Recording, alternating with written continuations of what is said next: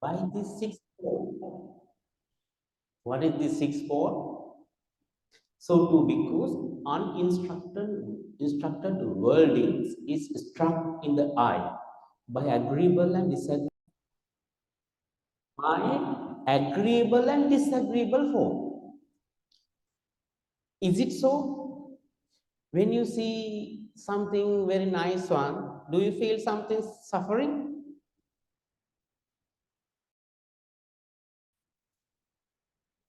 When you see something not nice one, suffering, right? But Buddha says here, when you see agreeable also you suffering, when you see disagreeable also you suffering. How it happened? Because actually when we see the agreeable things, means something that we like, we not really pay attention to ourselves. You know what happened when we see something very nice? Let's say I take something gross one. Let's say a man see a beautiful woman, very beautiful. He exactly like that type of woman or girl. The moment he see, what happened to him? Yes, he liked it. But moment he see, now he liked so much. Now he liked so much. He start, what happened to his mind? His mind is shaking. Mind is stress, anxiety. He want to continue to see. He want to see her again. He want to see in the future also. He make now plan how to get that girl. Same goes to a woman see a attractive handsome man. He want to, let's say the man want to see. So he now, because of something he like, now he already attached to that. He want it. He want to continue to see it. He plan it. He do everything to continue to see that. That is how the man going behind the woman or girl and getting so much. There's a series of suffering, but because of that the desire to see again and again, he cannot see the suffering in out of that. The whole process is suffering. The same goes to the man and woman. And let's say you see something you don't like. Let's say you see your enemy, so-called enemy. You don't want to see him. Now, by just seeing also you get suffering, and you plan to not to see him, isn't it? To avoid him. Let's say if you see if you see your enemy in the temple, you try to complain to the office, that person is like that, we have to make a bad image about him. So I don't want to see him here every time. So I'm planning for the future also, and also all my previous association in the past also come and disturbing. This one happened very subtle way. Very subtle way. I take the very gross example, but even this one also enough for us to suffer. Even this one also enough. If you are just mindful enough, you can observe. If you agreeable means what? You already like it. Disagreeable is what? You don't like it. When you are in the middle, maybe the suffering is not very visible, but it's still a subtle suffering going on. When you are impartial, in the middle, but it's still there. But compared to these two, it's very mild. So here is specially mentioned agreeable form and disagreeable form. Both we are suffering. But most of the thing we're thinking, okay, if I can see the good thing, beautiful things, I can be happy always. But the thing is, the beautiful thing is not lasting long. It's going to be impermanent. So you get restless. You want to be permanent. You want to keep it permanent. That is why, you see, because of seeing, you suffer. One man and struck you with the big pole, beat you. Which man? Your eye, your form, beating the eye. So the same way, same goes to agreeable sound, but or disagreeable sound. Something, the sound that you like, or something you don't like. Most probably you like to hear the sound of the birds, sound of the good words, kind words. You like to hear your children's voice. You like to hear the, Dhamma talk. And at the same time, you don't like to hear some negative words, bad words, the terrifying sound. But all these things happening. As long as you have agreeable and disagreeable, when you have the strong liking and disliking, this struct is getting more harder and harder. So agreeable and disagreeable sound, and agreeable and disagreeable orders. Same goes to, we can contemplate. It's same thing happen. And agreeable and disagreeable taste. You can see that, when you happen to eat something not taste, how much you get angry. When you go to restaurant and you're expecting it is tasty, but it's not tasty. Or even, let's say, you taste it. Even when you get something you like, also you are going through the same stress, anxiety inside the mind. This one visible only to those who really mindful about themselves. Struck the body by agreeable and disagreeable tactile objects, the sensation, physical sensation, and the mind, the mental agreeable and disagreeable mental phenomena. And then, so this one happened whole of our life, from the very small time until the last day of your life. You struck again and again, because what happened? Your whole life is none other than these six senses and six objects.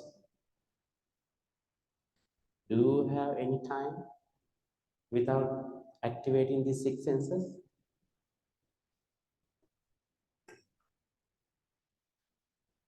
When you are sleeping, is it a time for you? You don't know about it, right? Whether you are actually, when you say you are sleeping, how you know you are sleeping? You know you're sleeping before you're sleeping and after you wake up, right? In between, you don't know, right? You cannot talk about it at all. You can talk it only after you wake up. Even you know you are sleeping only after you wake up.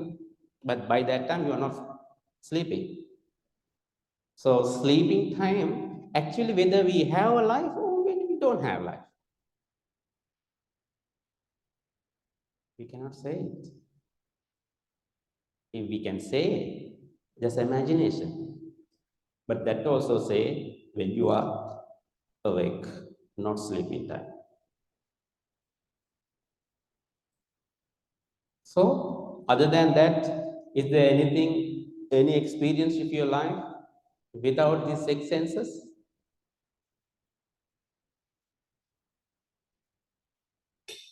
Do you have a life without six senses?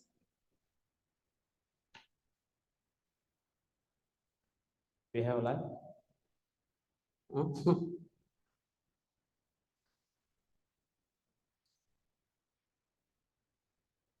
So, six senses experience and life is one thing or two things. You have a life, and then you are experiencing it. Or you have six sense experience, that's called life.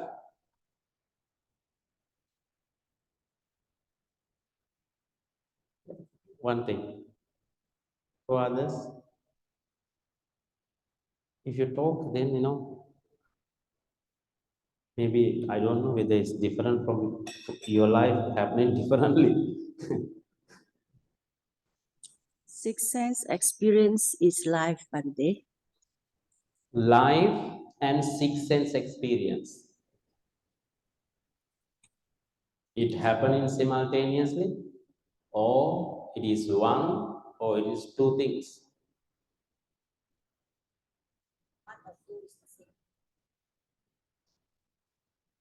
Let's say I have a life separately.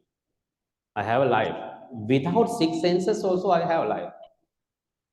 Or six sense experience itself we call life. Actually, this is very, very, very fundamental to understand. Because if you have doubt on this, you just listening only. No progress of this. Because if you have doubt, what happened? You cannot be Sotapanna, right? Sotapanna is a very, very, very basic level of realization. What happened when you are Sotapanna? You don't have doubt. Doubt what? Normally we say Buddha, Dhamma and Sangha. It is about you. Because Dhamma is what? Dhamma is not in the book. Dhamma is not in the book. Dhamma is in your life. So you have doubt on the Dhamma means you have doubt what is happening in my life. And also, last few months we talk, six sense experience is the life. Life means everything. Like everything is six sense experience. You don't have any other things out of the six sense experience.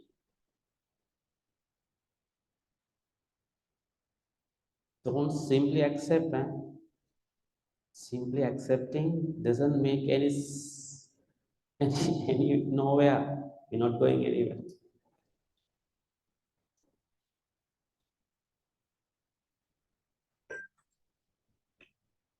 So this six sense experience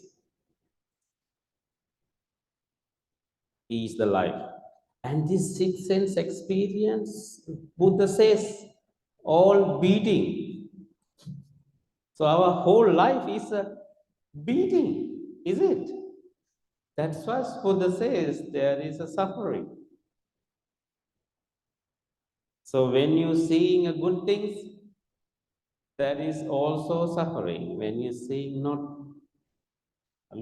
something you don't like, also suffering. When you're hearing something good, when you're hearing Dhamma, are you suffering?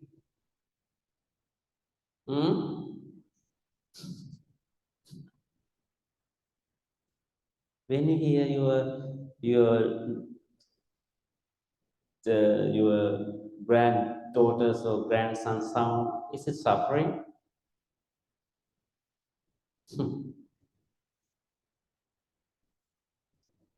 When you hear the bird sound in the morning, is it suffering? You have to question about this. Not you can question from you also. You have to question from your life. You have to check it.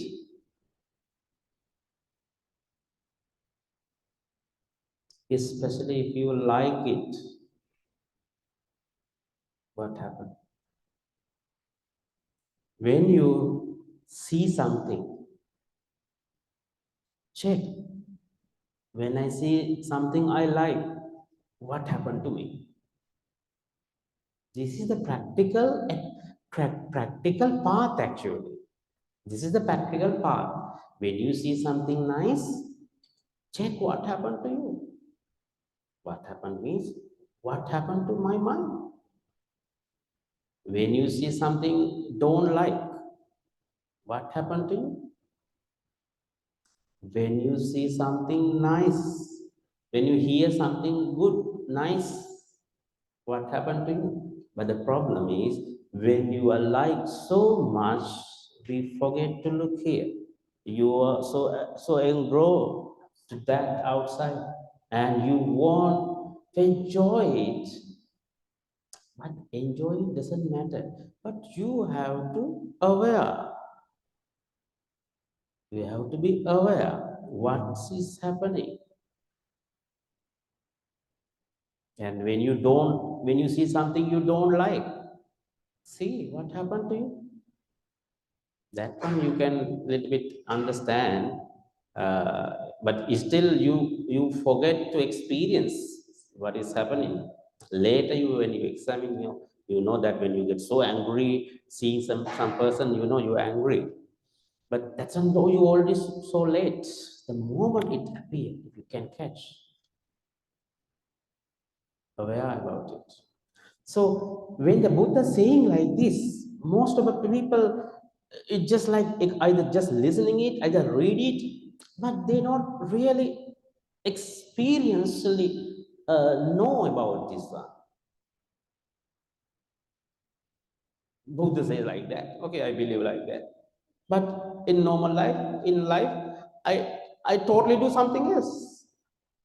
I mean, I'm not aware about this one. So my understanding in the temple is one. I go home, another understanding. I have total different principles, different way of life, different set of understanding about life. So there is a clear gap what the Buddha said about me and what I understand about me, isn't it?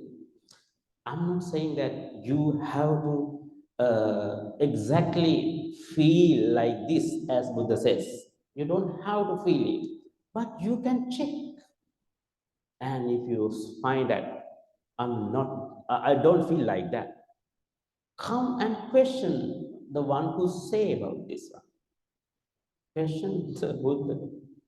Buddha is only religious teacher who asked to question him, even his enlightenment. So, Buddha says this six sense experience, whether it is agreeable or disagreeable, it is like a beating. And this is the all about life, six sense experience.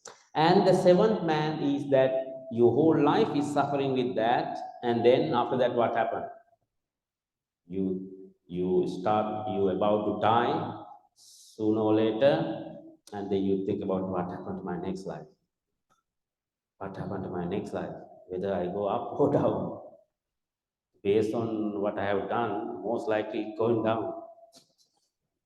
So then you have another beating, another fear start to rise. You can check whether you're going down or going up. Just take one day. I'm not saying one day also. If you take 1 hour, just take 1 hour. Be aware what kind of thoughts come to you. Or write every thought you come to your mind. Just 1 hour. You check 50% or 60% good, or how many percent good, how many percent bad thoughts. Bad thoughts mean unwholesome and wholesome thoughts. You check 1 hour, but sometimes our mind is so cunning, so that time he think all the good things. So you have to take like one random hour. You can understand where you're going, up or down.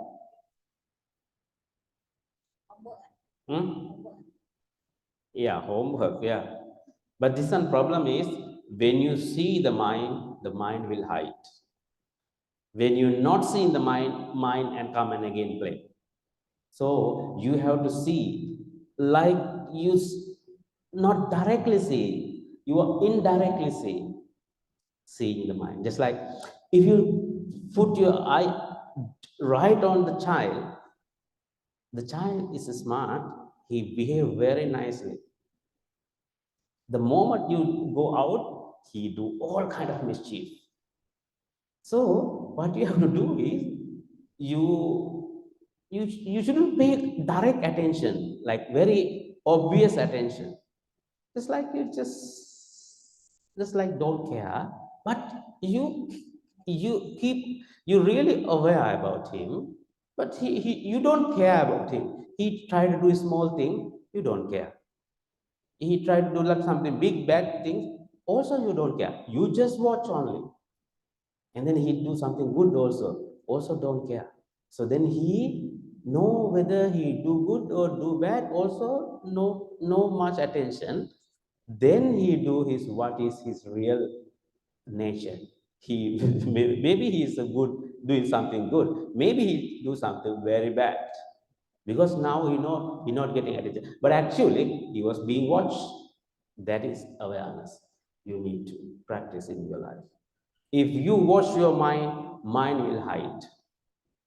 That's what mostly happen when you go meditation retreat. Your mind definitely play a good man role, good person role.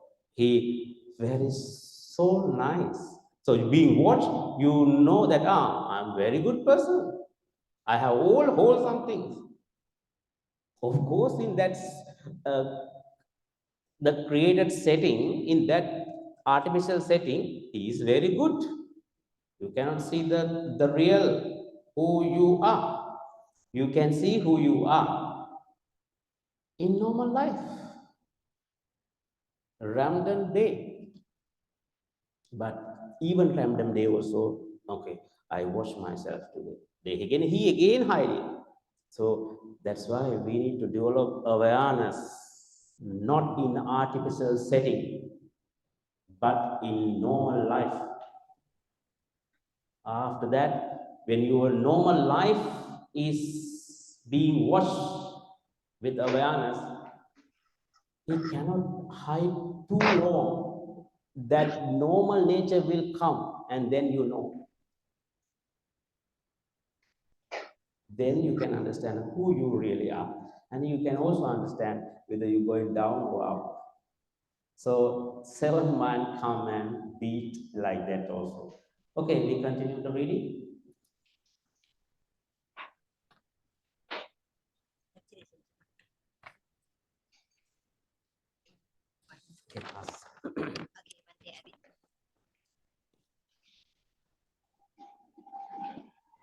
Once in the past, bhikkhus, the devas and the asuras were arrayed by for battle. Then Vepasiti, Lord of Asura, Vepachiti, Lord of the Asuras, addressed the Asura thus: good sirs, if in this impending battle the Asuras win and the devas are defeated by Sakka, Lord of the Devas, by his 4 limbs and neck, and bring him to me in the city of the Asuras. And Sakka, Lord of the Devas, addressed the Yavakalapi Devas: good sirs, if in this impending battle the Devas win and the Asura are defeated by Vepasiti, Lord of the Asuras, by his 4 limbs and neck, and bring him to me in Subang, the assembly hall of the Devas. Continue. In that battle, the Devas won and the Asuras were defeated. Then the Tavatimsa Devas bound Vipachiti by his 4 limbs and neck and brought him to Sakka in Subang, the assembly hall of the Devas, and there Vipachiti, Lord of the Asuras, was bound by his 4 limbs and neck. Yeah, correct. Continue. When it occurred to Vepachiti, the Devas are righteous, the Asuras are unrighteous. Now right here, I have gone to the city of the Devas. He then saw himself freed from the bonds around his limbs and neck, and he enjoyed himself furnished and endowed with the 5 cords of divine sensual pleasure. But when it occurred to him, the Asuras are righteous, the Devas are unrighteous. Now I will go there to the city of the Asuras. Then he saw himself bound by his 4 limbs and neck, and he was deprived of the 5 cords of divine sensual pleasure. Continue. So subtle bhikkhus Was the blurred by them. so subtle because So subtle bhikkhus was the bondage of Vipachiti, but even subtler than that is the bondage of Māra. In conceiving, one is bound by Māra. By not conceiving, one is freed from the evil one. Okay. So now you know there is a story, Asura and Deva. Asura and Deva is like kind of similar. You know, normally Asura considers like unwholesome state of mind, means like unwholesome realm, like Preta, Asura, Naraka, Tirisan, Preta, Asura, four kind of hell. These Asura also consider kind of unwholesome or something negative consequences there. They experience negative consequences. But this very similar realm to Devas, but they are not same, but a little bit similar. So this Deva realm and the Asura realm always having some kind of fight. Not always, but historically there is a fight. So this fight, normally Deva win. Now the king of the Asura is called Vepachiti. So now when the Asura was defeated, the king of the Asura was tied with all his 4 limbs and the neck, you know, and bring to the Sakka. Sakka is a king of the heaven, thousands heaven. So Buddha saying this story to the bhikkhus, and Buddha saying like this. It's very important thing Buddha saying. When it occurred to Vepachiti, if Vepachiti, the king of Apsara, if he think like this, the Devas are righteous, Asuras are unrighteous. Now he defeated, and now he's going to the Deva realm. Now he should think that Devas are righteous and Asuras are unrighteous. Now right here, I have gone to the city of Devas. He then saw himself freed from the bonds around his limb and neck, enjoying himself furnished and endowed with the 5 sensual pleasure, divine sensual pleasure.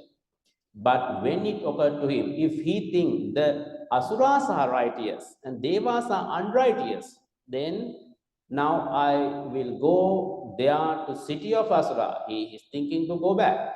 Then he saw himself bound by his 4 limbs and neck. He so deprived from the 5 chord of divine sensual pleasure.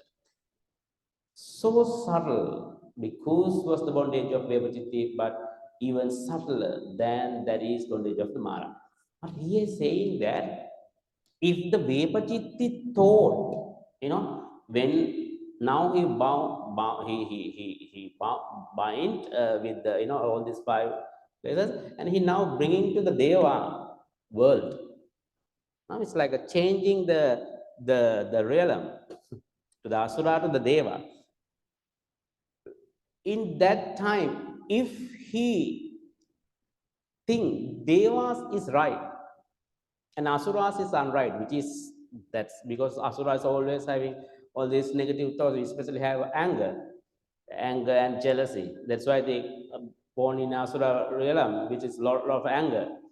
So if he thought that Deva is righteous and Asuras is not righteous, what happened is he himself changed his mind now.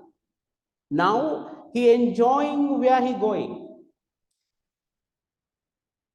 He thinking that it's good to go to the Deva cities, you know, Devas are good, you know, so that he himself freed from the bondage.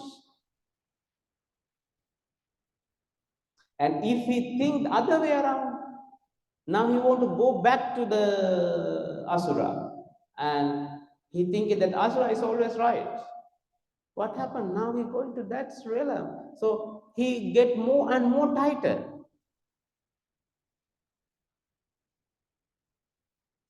That bondage is that kind of subtle. But the Vepachiti don't know about this.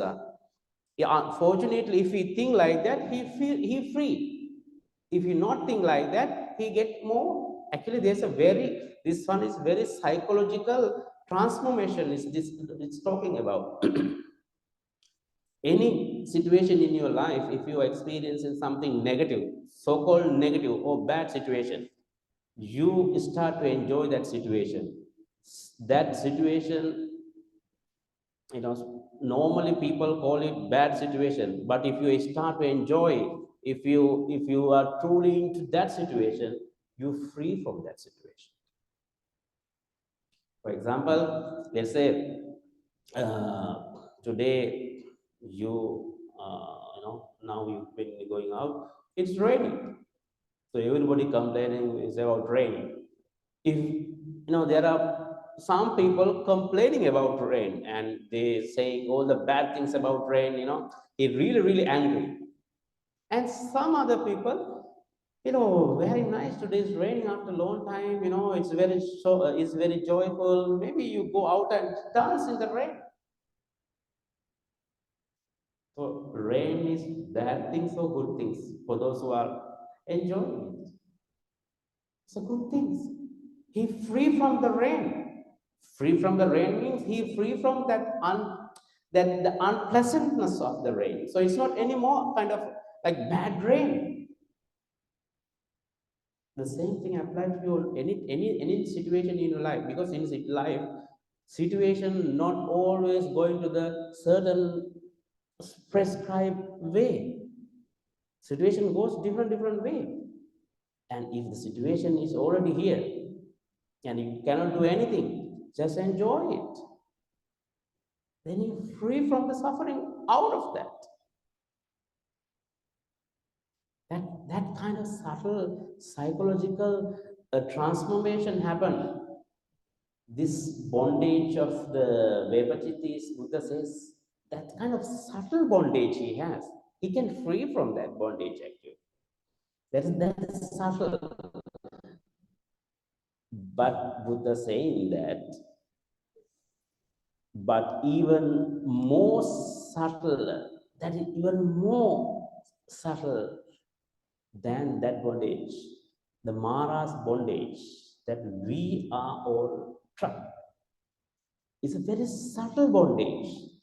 What it means is not a real bondage. It is not a real bondage. It is a subtle bondage, because of in conceiving, one is bound by the Māra. By not conceiving, one is freed from the Māra. Māra is what? Samsara. Māra is what? Māra is suffering. Māra is death. So you can be free from the death. free from the samsara. In conceiving, this is very important word, in conceiving. Conceive is what? Thinking actually. It's a very simple way, we can say it's a thinking. Thinking. Conceiving is thinking, perceiving, thinking, or conceptualizing. Our samsara is actual one or conceptualized. Our death is actual death or conceptualized death. Our birth is actual or something come to your mind. This is very subtle. Buddha's teaching, the truth is very, very subtle. That is why you always caught up in bondage of the Māra. We all caught up. We come into this samsara and we going again and again. It's because it's very subtle. But actually, here there is no samsara. Actually, there is no samsara. You create samsara by conceiving, conceptualizing, and believing your own conceptualizing. And you give value to that as something real.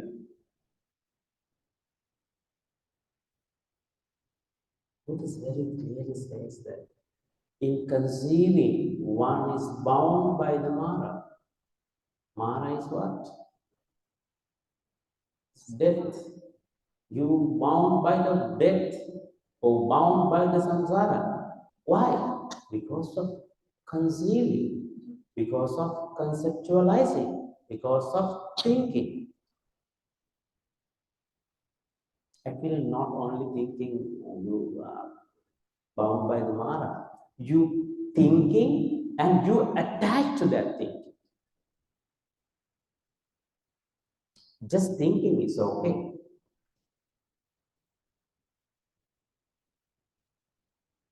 But you think something, let's say, you think she's a bad person. You think and you give. Yeah, it is right. It is absolutely right. That is truth. And she's bad forever. And you have a very strong mind. Your intention is very strong to that idea. She's bad. That is the bound by the mouth. But we can just say, she's bad. Okay? She's good. It's situationalized good, situationalized bad. But I don't have a very strong attachment to that idea. It's a bad or good.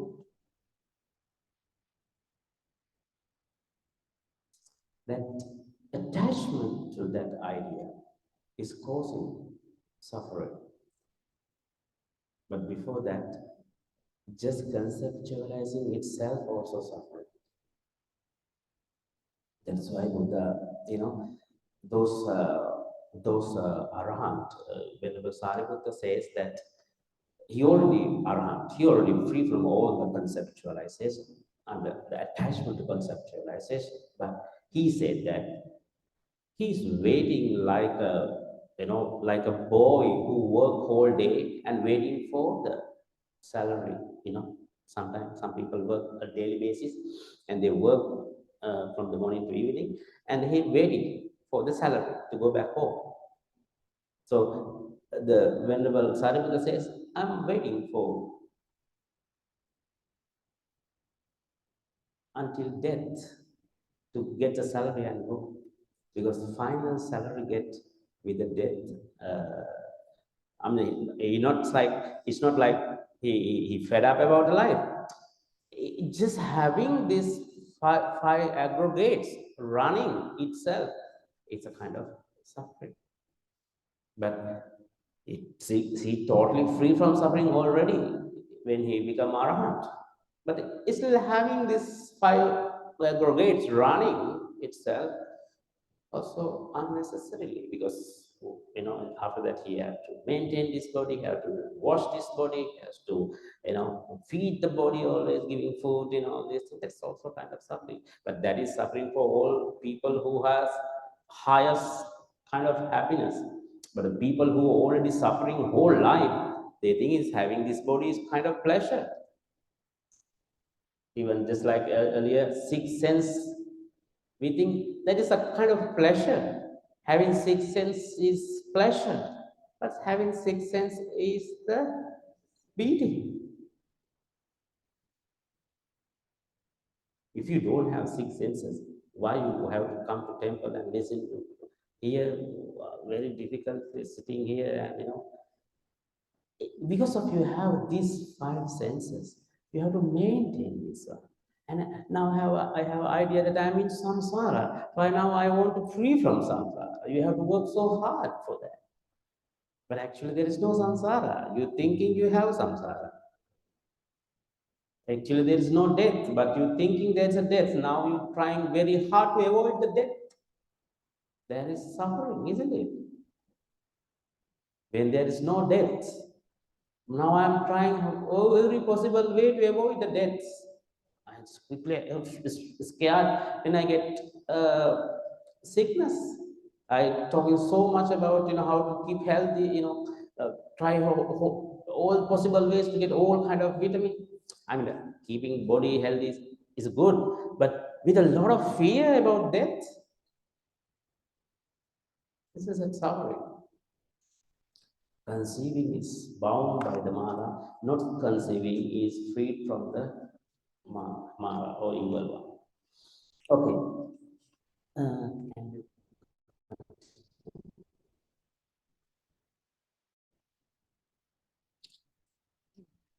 So subtle bhikkhus was bondage of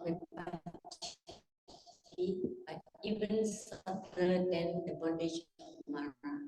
In conceiving, one is freed from the evil one. Because I am is a conceiving. I am this is a conceiving. I shall be conceiving. I shall not be is a conceiving.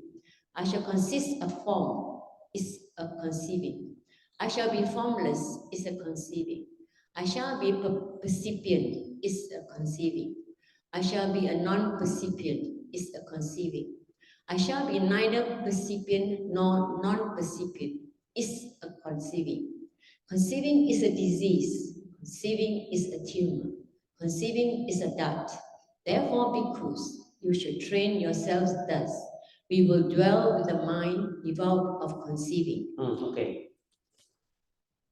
So this is what Buddha is saying. Saying that I am.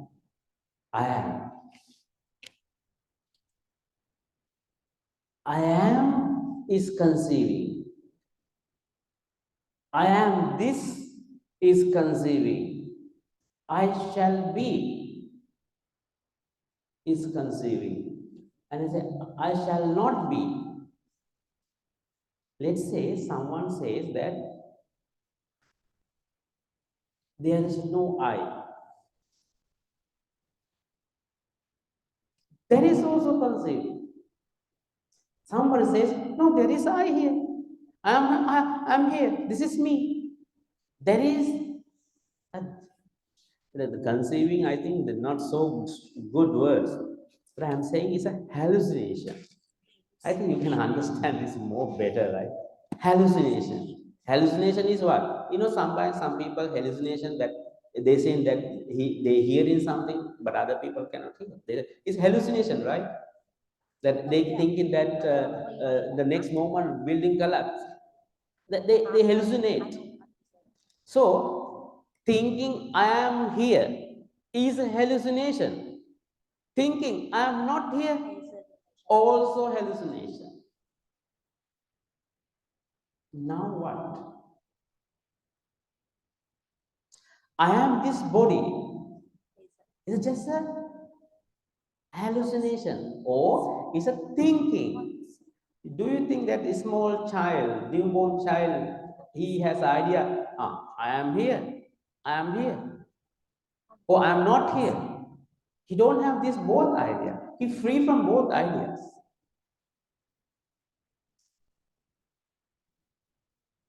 Somebody says this is a mouse.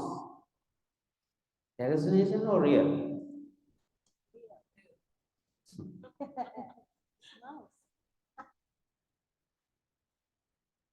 Saying this is mouse also hallucination. Somebody says this is not mouse, also not hallucination, also a thinking. Let's say here there is a someone come, don't know, never see any mouse. So he coming from the Amazon forest, and I asked, take the mouse. He check everywhere. There's a mouse. Maybe he checked the mouse on the somewhere in the hiding, I don't know. So this is mouse or not mouse?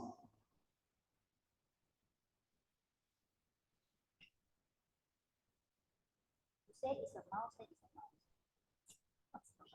No, I'm asking your intention. What is your view about this? What is your idea about this?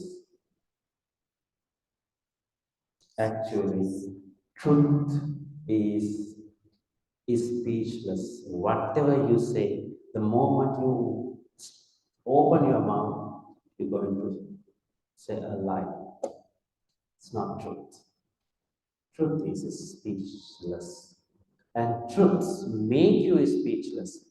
Truth make you like this. Because he knows that whether I say this is mouse, also not true. Whether I say this is mouse, also not true. He free from both. He free from both. He free from this idea, that strong idea of this is mouse. When he free from this both yes and no, just one day we discussed one sutta. There's a two idea people having. There is one idea is the world is existing. Another idea is world does not exist. Both wrong idea. Wrong idea means both not true.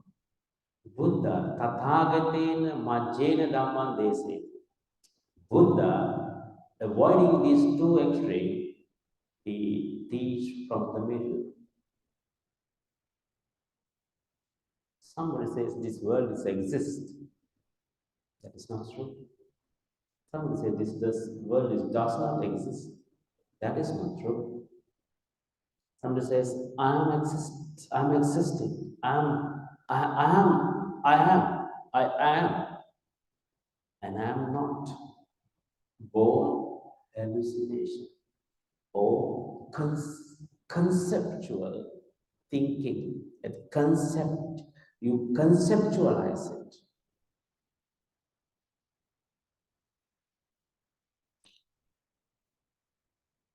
Can you tell me what is this without thinking?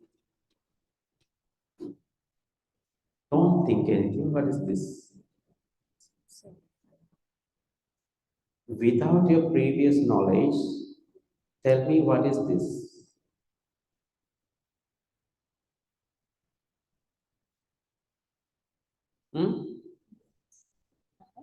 What is this?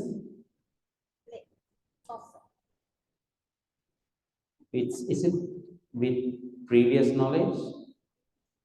Take out your previous knowledge about this. I'm not asking about previous plates. I'm asking about this plate. If you never seen like this one before, what is this? And do you know the object? Also, object and what is not object, right?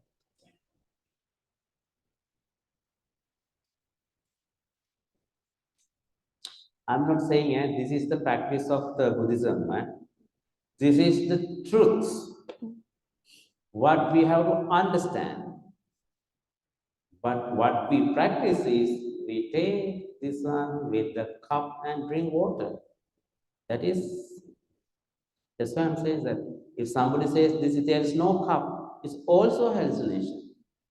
If there's no source here, also hallucination. Somebody says it is a source, a complex, also hallucination. This is just to understand that whatever I name in this world, that is conceiving, perception, perceiving. Otherwise, it does not speak. Anything here does not speak. I'm this. We label it. I'm name it. I'm giving a name which it doesn't have inherently. You check around everywhere, you have a name. But is that name,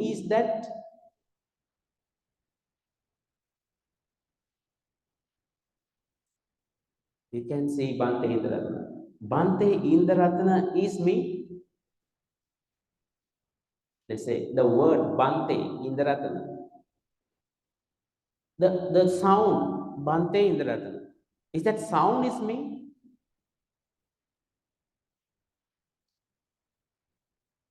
So you name everything here. Everything here. Lights, ceilings, floor, bench, computer, Buddha statue, altar. You cannot find anything without name. But is that name, is that?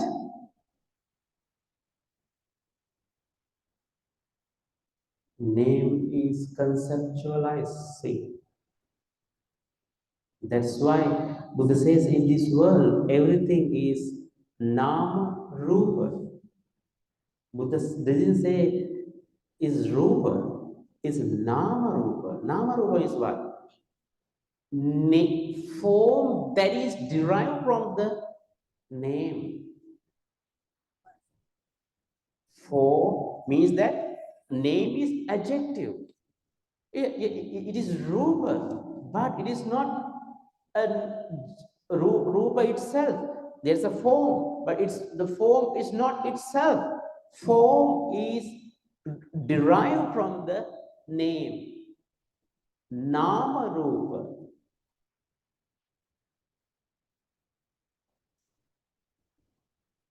There is no form. Form derived from the name.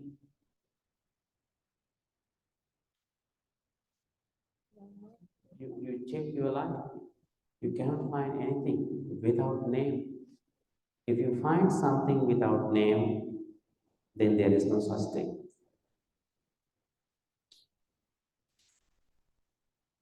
So, samsara. Samsara,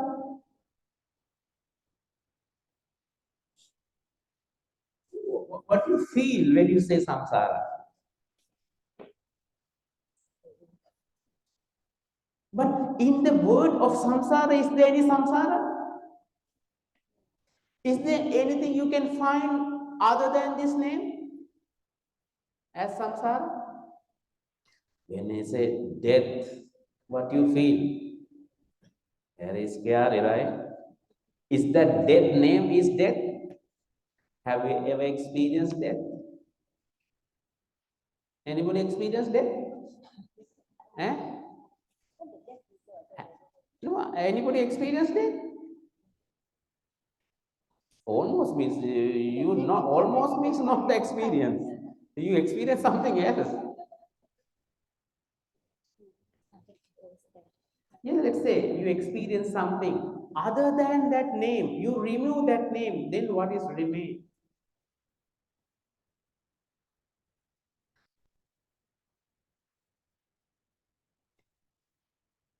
Yes, there's no death, there's no samsara.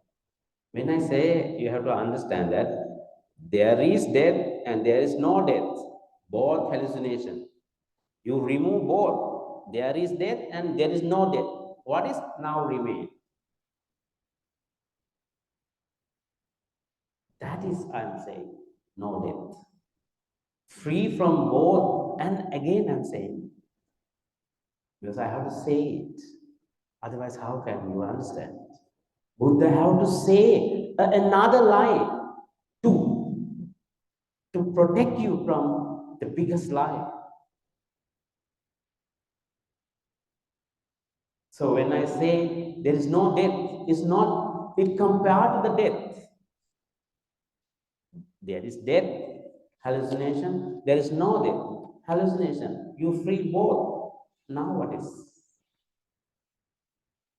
Just like now here there is light, right?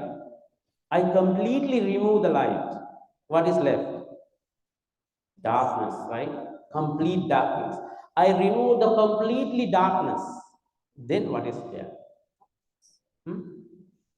I remove the light earlier. I completely remove the light earlier, and then I remove completely darkness. Then what is there?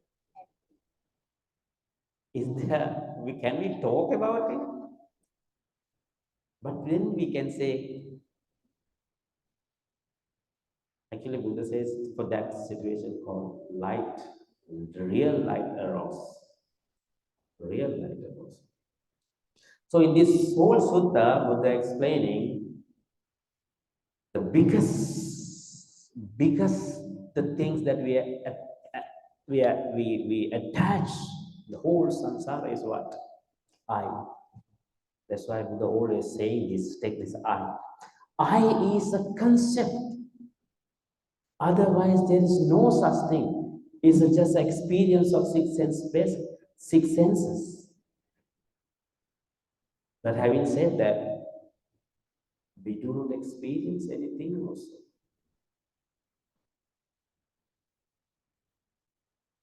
Because I am is conceiving or hallucination. I just say because I feel like it's more people feel like really it's a hallucination. It's a really hallucination. I am is hallucination. I am this is hallucination. I shall be. I will be. I was all hallucination or thinking.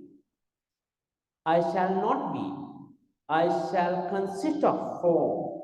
I shall be formless. Say somebody says, I will be formless. That is also, people who are in the formless realm, also hallucination. In form realm, also hallucination. I shall be percipient. I shall be non-percipient. I shall be neither percipient or non-percipient. All these things. This is a different realm that people are different ideas people have. People means that, being have.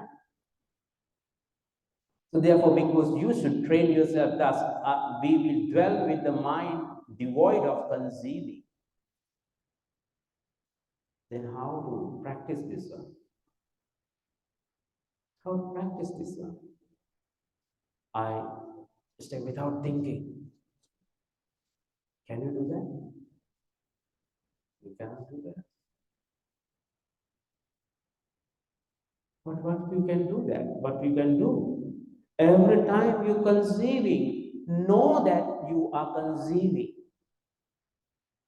Then it is, let's say, I know that I'm conceiving a mouse.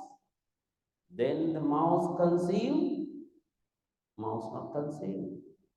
When I know about it, I know it's just a concept.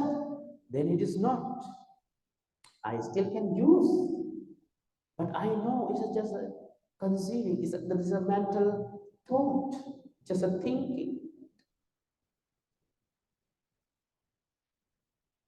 If a lunatic man knows he's lunatic, what happened to his lunatic? What happens to his craziness? The moment he realizes he's crazy, he's no more crazy. Isn't it? Let's say I have a kind of a lunatic. I have kind of crazy, like mental hospital. I have a lunatic. I don't know I have a lunatic. I think what everything I'm thinking is real. He thinking he's a king, he thinking he has a kingdom and everything. If I believing what I'm thinking is real, I'm really lunatic, right? Then one day I sit here. Then I also thinking I'm the king, I have a kingdom, I have so many this and that. Suddenly I realize, hey, I'm lunatic. It is not real. I just thinking only. Yeah, really, I'm lunatic. The moment he think what happened, his lunatic nature, his craziness is dissolved. He is enlightened. That's why Buddha says all people are lunatic until you are enlightened. So realize your lunatic nature. Realize you means no, we all. Otherwise, you think that I am scolding you. You have to realize. If you realize your lunatic nature, you are not lunatic anymore. If you know that you are perceiving, if you know that you are thinking, when you're naming, you know that you are just naming it. But in the name, there is no such things. Now what happened? Your attachment to that will be dissolved. If you have anger towards that, also will be dissolved. When you don't have attachment, what happens? When the attachment is completely ceased, no suffering, no birth actually, no bhava, no birth, when there's no birth, there's no old age, death. I'm not talking about next life, I'm talking about this moment. When you're free from it, this moment, the next moment you're not born. Because now you're born every moment and you're dying every moment. But when you realize this one, you're not born again. And you're free from death. That's what Buddha says. Anicca anatta is in another way to explain this. So this is very, very, very good sutta. This is a very marvelous sutta. This is explaining to the deepest level. But I don't know how many people can understand this one. This explaining, this very clearly explaining is conceiving, thinking. Everything is thinking. I'm here thinking. I'm not here thinking. Everything up and down and here. Universe, far away, sun and moon and everything. Thinking, thinking, thinking. So whole universe, everything happening in the mind. In the mind. The mind is happening also in the mind. Mind is real? No. It's also another thinking. So anything happen here? Nothing happened. Nothing ever happened. Nothing happening now. Nothing will be happening in the future also. Except thinking driven by ignorance and greed. So this whole sutta here, some more explaining about the more details about this, qualifications and all this thing. You can read it later. Somehow, it's all about Buddha is teaching that the whole our life is happening now in this moment with thinking. Thinking. When you how to free from thinking is to realize or be aware about our every moment creation of this world. When you know about it, when you realize it, when you see it by yourself, the whole attachment is this. When your attachment is this, your samsara. What happened? Samsara is stopped. Or samsara, this samsara, what happened? There was no, you realize there was no samsara from the very beginning. And there is no samsara now also. And there is no samsara in the future also. And it is now, in this moment. Yeah, that is the idea of this sutta. So if anybody asks any question, you can ask now.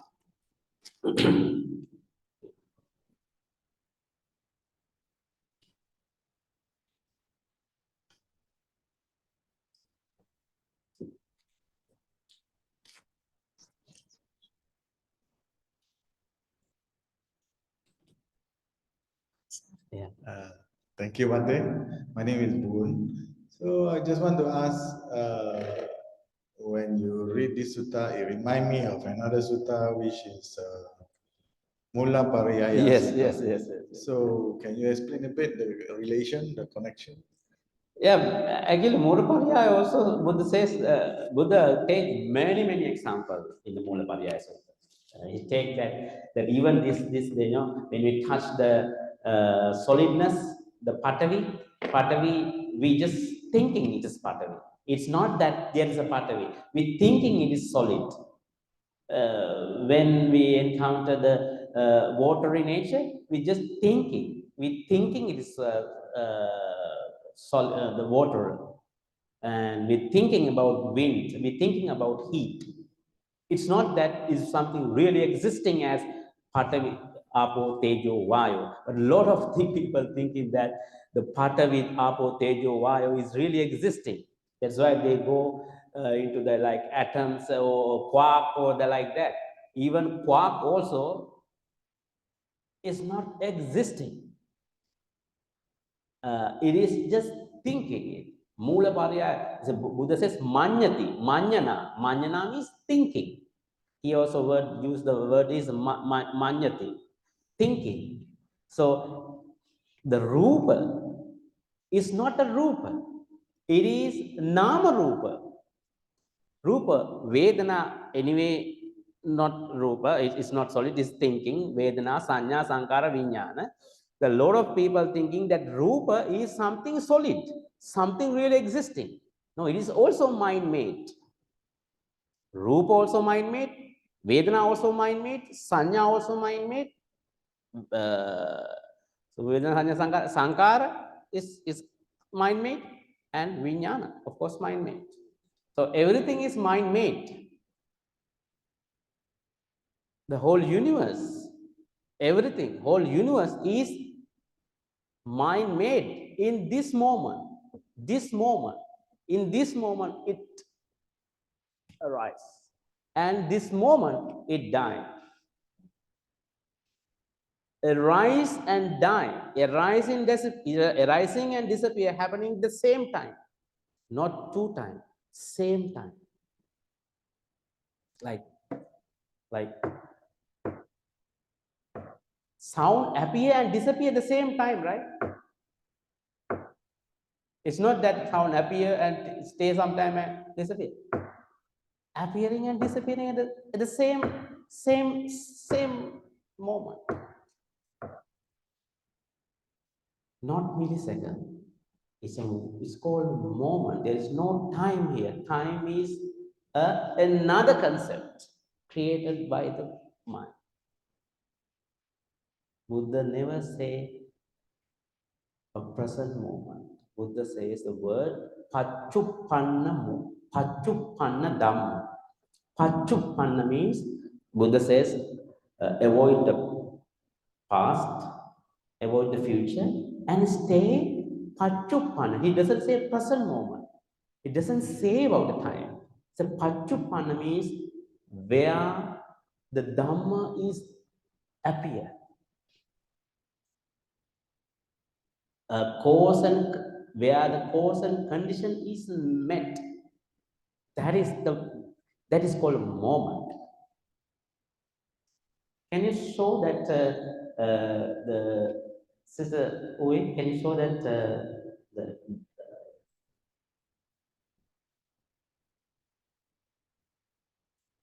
not sutta. I just I find a very good example of what is what we perceive and what is actually happening. You see here, you keep. Elaborate. Okay, so you can see there is something, right? There is something there, right? There is something wave, right? Yeah, can you play it?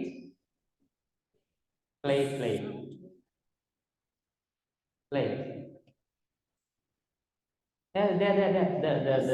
On top. Yeah. Okay. Okay. You can see there is play. There is something. There is in the middle. There is a line. This line is more. So that line is this moment. So now you zoom in. So you can see that still you can see there is something, right? There's a wave, right? There is something like the dark light. You see?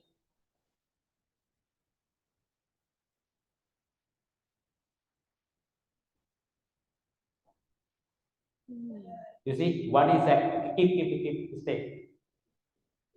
Stop. Just pause. You see? You see here there in one, when that line, that like a bar, when that bar meeting that point, one of the point is we call this moment. In that moment, it's just nothing. You play one note, there's no sound coming. There's no meaning for that. So this moment is like this happening such a speed. You see how many times zoom this one? I think there are millions times zoom. There are like this dot, how many millions of dots in 1 second? I took the 1 second one. There are billions of dots in 1 second. We take this 1 billions of dots in one shot and we say, I experiencing this one. I'm seeing something. I'm hearing something. But you can live only in one dot. You are not living. That dot is you. That dot is you. If you say you are, but actually it's not you, because it's happening out of no one's control. Because when the first dot happened, because here there are, there's a line from the beginning to the end, but actual things is like this. So only this moment is moment. So this moment appear and it has to be disappear to again to have another moment. So who was in the past is not you. Is you say you are this experience, but it disappear and appear, disappear and appear. It appear from the emptiness. So you can see there are more empty space than the experience. But since we cannot zoom in, we take it as a big whole, the one something not here actually, because it is already gone. Because next moment not come yet, all previous moment is disappear forever already.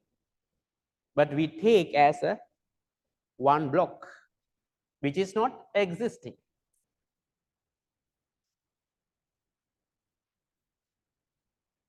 So that is why anicca is that much anicca.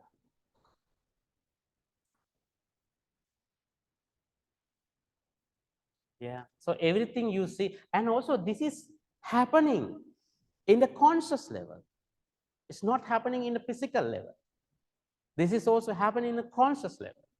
So it's a mental phenomena. So you watch this side, you watch this side, that side, everywhere is mental.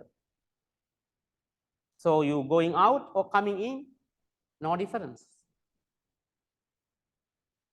Because we take as one block something immediate past, but here always empty. Yeah.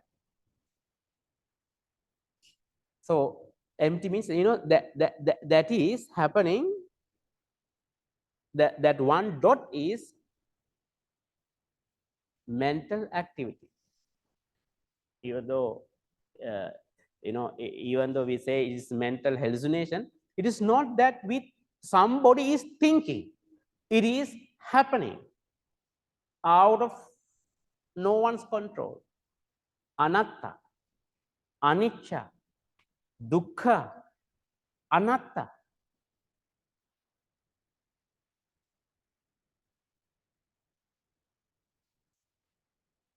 Isn't that something good to hear, that you are watching a dream? You are not watching a dream, you are in the dream. So when you wake up, what happened?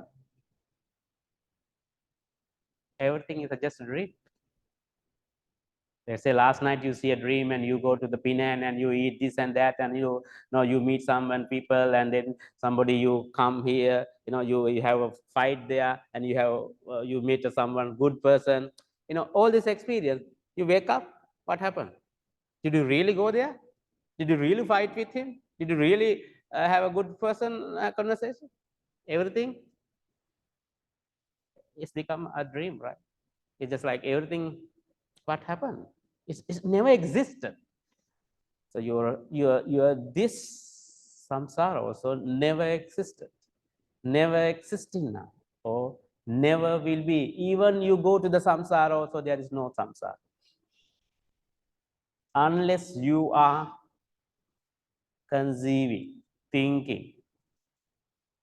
I say you are thinking, but you are not thinking. It is happening because of craving, attachment. And attachment is the energy that keep going this way. Okay, so I think we have only 1 minute. Is there any online question?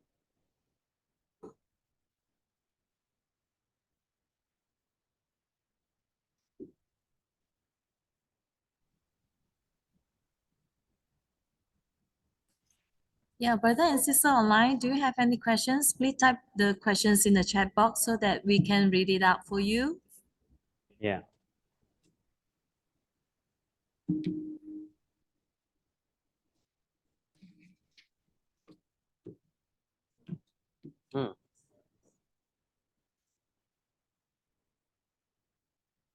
Because your mind, there's no your mind to have you. So it's not your mind. So you don't have to worry about it. You don't claim it is yours. Because you are claiming it itself is you. So it's not because your fault. It's not someone else's fault also.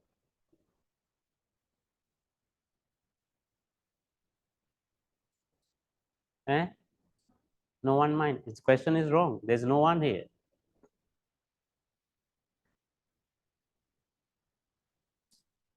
No, I mean, there is no mind actually. You see, to have a mind also, then again we take one big fraction. But we never experience big fraction. We experience only one moment. In that moment, you remove your mind, the words mind. What is remained? Mind is another nama rupa. There is no mind also. There is no Namarupa also. The Paticca Samuppada teaches that there is no Paticca Samuppada.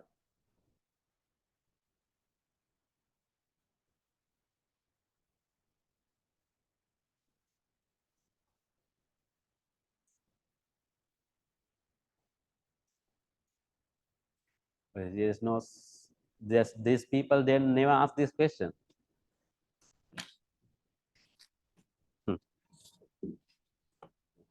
So only Okay. you, the people have. Yeah. Sorry.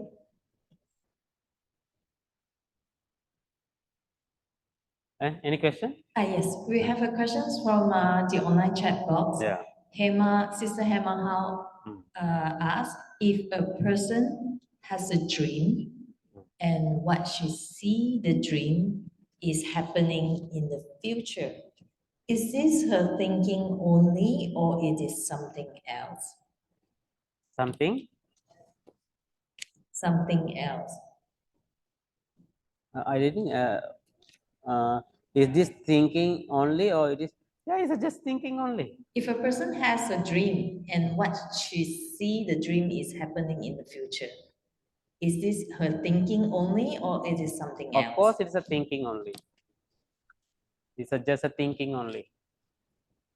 I mean, not only dream is, of course, it's a thinking only, right?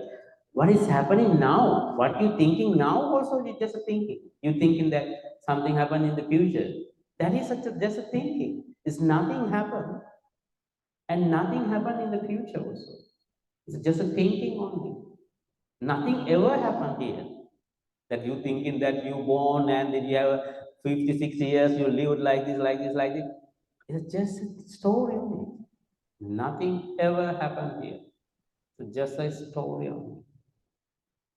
Just a, and dream is of course thinking. Otherwise, you not go and meet someone in the when you are sleeping on the bed, isn't it? But you go Penang in the dream. But you didn't go to Penang. It's just a thinking, right? Same here. You didn't come to SJB. You thinking you come to SJB. No, it's not you thinking. I told you, it's not you dreaming. You not dreaming. The dreaming is happening. You cannot think anything because there is no you.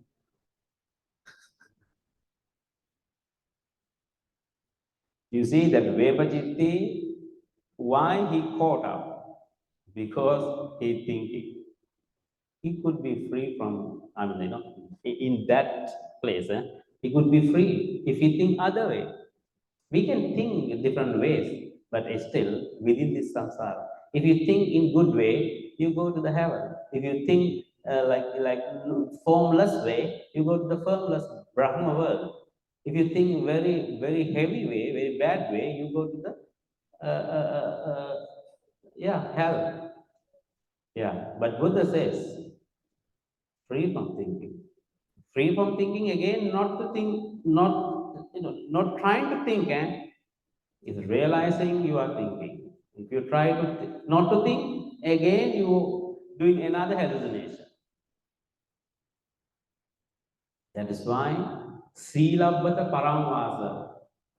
When you realize this son, you don't do anything for your realization, for your salvation. Silabbata Paramvasa. If you do anything, you give up everything. Because you know that by doing anything, you cannot free from samsara. The three flatters, Sakaya Ditti, that there is someone here, that is that Ditti, that view, that strong view will disappear, will dissolve, and the doubts about the Dhamma, about this nature is dissolved, and Sila Bhata Paramasa, the rites and rituals and everything for salvation. He won't do anything. The one who understands this, those who do not understand this, do all kind of things for salvation.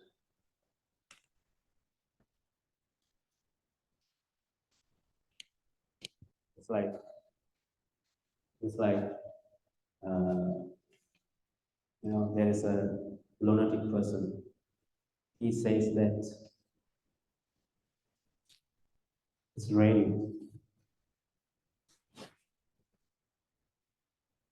Then doctor comes. If doctor brings a umbrella to protect him from rain, doctor also lunatic, right? So there are lunatic teachers also there. So be careful, because they also believe in the lunatic person. The doctor also believes in the lunatic person. So doctor also play a doctor role, but he is also lunatic. There are many lunatic doctors. Be careful. I think can we still take 2 questions from online? Yeah, can. Okay, this question is regarding the sutta tonight. Is the 7th play purely referring to the craving, or has it got anything to do with desire of rebirth? No, I think when someone beaten by 7 frail, he bound to be beaten by 7th one. And when somebody beaten by first 6 one, means he believing that there is I, there is a 4. See, he means he's in samsara. He not realized one yet. So he definitely think about next life. What happened after this? What happened after my death? So whether you craving for it, whether you want to reborn or whether you don't want to reborn, both is 7th prayer. Because somebody said, I want to reborn in a good place. Of course, nobody would like to have a bad place. Somebody said, I don't want to reborn. There is also another craving, actually, another struggle. So both ways, he craving for it or he not craving for it, as long as he has this thinking about next, is samsara. Another one? All right, we take the last questions from online. Sister Lee Hong asks, when we are sleeping, who is sleeping? Yeah, good question. When we are sleeping, Who is sleeping? actually, in normal dreams that we take example, that dream, normal dream, like last night you see a dream. So you can say that you are sleeping, but in this dream, dreamer also in the dream, nobody sleeping, nobody sleeping. Dreamer also dreaming in the dream. So that is why even after wake up, he cannot find anyone. He realized that it is me who was never exists. I'm the one who I was never real outside of the dream or inside of it. So when we wake up, we are not wake up from the dream. We wake up to the dream. We wake up to the dream. It's still dream continue, but he's free from delusion that it is everything is real. He know I'm a dream character and I does not exist. And everything in this dream, every character is none other than me. It's not something else. This is also me. This is also me. This is also me. This is also me. This is also me. Everything is me. A space also me. Form is me. Formless is me. If there is me, I mean, if you want to say it in a positive connotation, in negative connotation, everything is empty.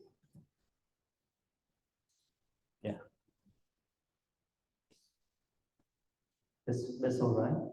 Yes, Bante. All right, thank you very much for Bante tonight, a very profound Dharma sharing. And before we end the sessions, we would like to request Bante to do the sharing of merits for all of us. Okay.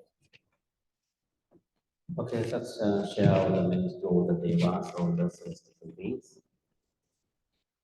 Akasatha ca Bhummatha Deva Naga Mahindika Punyantang Anumoditva Chirang Rakantu Loka Sasanam Chirang Rakantu Desanam Chirang Rakantu Mamparam Etavata Chami Sampadang Punya Sampadang Sabbe Deva Sabbe Bhuta Sabbe Satta Anumoda Sabba Sampati Siddhya Idang me nyatinang hotu sukita hontu nyatayo. Idang me nyatinang hotu sukita hontu nyatayo. Idang me nyatinang hotu sukita hontu nyatayo. Imina punya kamena mami pada samagamo. Satang samagamo hotu yava nibbana patiya. Sadhu, sadhu, sadhu. Buddhang pujemi. Dhammang pujemi. Sanghang pujemi. Let us say sadhu 3 times to Bante. Sadhu, sadhu, sadhu. Okay. All right, thank you everyone. Good night. Good night, Bante, and Thank you, everyone. Bante. Good night. Thank you, Yeah, Bante. thank you. Good night. Hmm. Good night, everyone.